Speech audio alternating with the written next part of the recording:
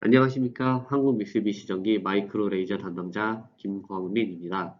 이번 영상에선 데이터 변환에서 분할 가공 모드에 대해서 설명드리겠습니다. 우선 분할 가공 모드는 옵션 창의 중앙 하단에서 멀티 얼라이먼트로 설정 가능합니다. 옵션으로 오프부터 모드 1, 2, 3이 있는데 모드 1부터 설명드리겠습니다. 모드 1과 오프는 같은 방식으로 가공된다고 보시면 되는데 1영역의 가이드를 인식하고 1영역을 가공, 2영역 가이드를 인식하고 2영역을 가공, 3, 4영역도 같은 순서로 각 영역의 가이드를 인식한 후에 그 영역부터 가공하는 방식입니다.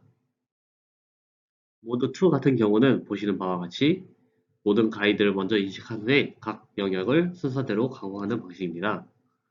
모드 2의 장점으로 가이드 손실이 발생한 경우 가공 전에 문제를 파악할 수 있다는 것입니다.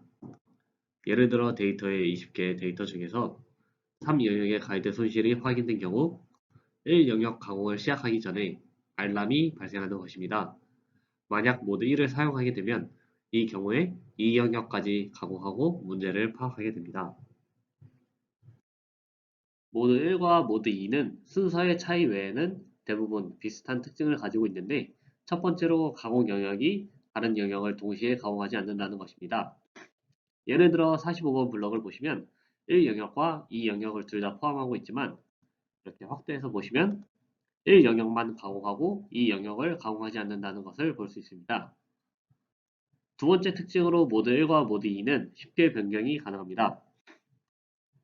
데이터상에서 모드 1과 모드 2는 샵 1은 0과 샵 1은 2라는 것 외에 차이점이 없기 때문에 숫자만 바꿔주시면 모드 변경을 자유롭게 하실 수 있습니다.